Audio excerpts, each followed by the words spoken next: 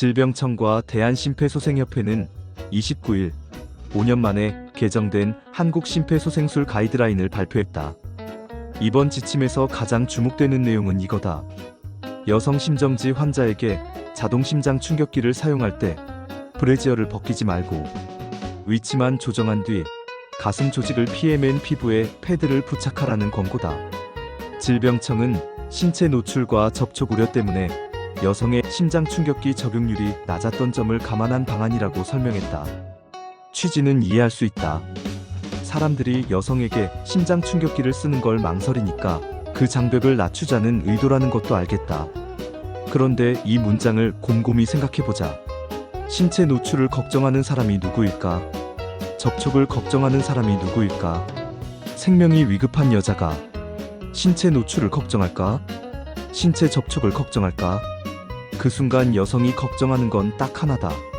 살 수 있느냐 없느냐? 노출과 접촉을 걱정하는 쪽은 환자가 아니라 구조자다.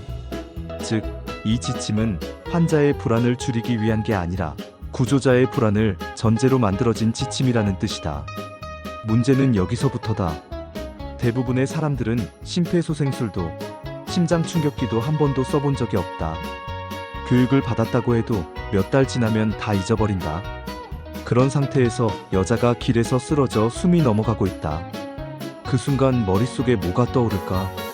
브래지어는 이렇게 조정하고, 패드는 오른쪽 쇄골과 왼쪽 옆구리에 붙이고, 가슴 조직을 피해 부착하고, 이런 세부 지침이 떠오를까? 아마 먼저 떠오르는 건 이거일 가능성이 크다. 이거 내가 만져도 되는 건가? 잘못하면 나중에 문제되는 거 아니야. 괜히 했다가 성추행으로 몰리는 거 아니야. 특히 남자들 입장에서는 이 생각이 더 강해질 수밖에 없다.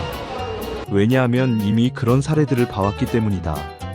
동탄 화장실 사건처럼 여자의 말 하나로 남자가 경찰 조사를 받게 된 사례. 결국 무혐의가 나왔지만 그 과정에서 남자와 가족이 직접 CCTV를 찾아다니며 자기 억울함을 입증해야 했던 사건. 또 계단을 올라가다 삐끗한 여성을 뒤에서 받쳐줬다가 성추행으로 고소당했다는 이야기. 이게 사실이든 과장이든 사람들 머릿속에는 이렇게 남았다. 도와주면 위험하다. 엮이면 내가 증명해야 한다. 선의도 증거가 필요하다. 이런 사례들을 이미 본 남자들에게 이번 지침은 이렇게 들릴 수 있다. 이제는 기준까지 생겼네. 지침을 정확히 모르면 더 위험해지겠네. 그런데 여기서 중요한 질문이 하나 있다. 일반인들 중에 이 지침을 정확히 알고 있는 사람이 얼마나 될까? 솔직히 말해서 거의 없다. 대부분은 뉴스 제목만 기억한다. 브래지어 벗기지 마세요. 이 문장 하나만 남는다. 패드를 어디에 붙이는지, 왜 그렇게 해야 하는지, 의도가 구조라면 보호된다는 메시지까지 정확히 아는 사람은 극소수다. 그러면 현장에서 어떤 선택을 하게 될까? 여자가 쓰러져 숨이 넘어가고 있어도 남자들은 이렇게 생각할 가능성이 커진다. 괜히 섣불리 건드렸다가 인생 망칠 수도 있다. 차라리 119 부르고 물러나는 게 안전하다. 그래서 이런 말이 나온다. 이번 지침으로 인해 여자가 숨이 넘어가는 상황을 보더라도 남자들이 여자를 구하려고 나설 이유가 사라졌다는 말이다. 여기서 분명히 해야 할 게 있다. 구조하면 성추행범이 된다는 말이 아니다. 단지 사람을 구하려다 성추행범이 될 수도 있는 상황이 만들어졌다는 것이다. 이게 바로 문제의 핵심이다. 지침은 사람을 살리기 위해 만든 건데 현실에서는 사람을 멈추게 할 수도 있다. 아니, 정확히 말하면 사람을 멈추게 하는 게 아니라 생명을 멈추게 할 수도 있다. 심정지는 시간 싸움이다. 1분, 2분이 지나면 뇌가 손상된다.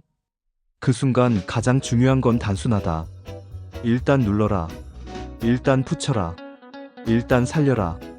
그런데 지금 사회는 사람이 쓰러진 그 순간에 생명이 아니라 절차와 체면과 고소를 먼저 떠올리게 만든다.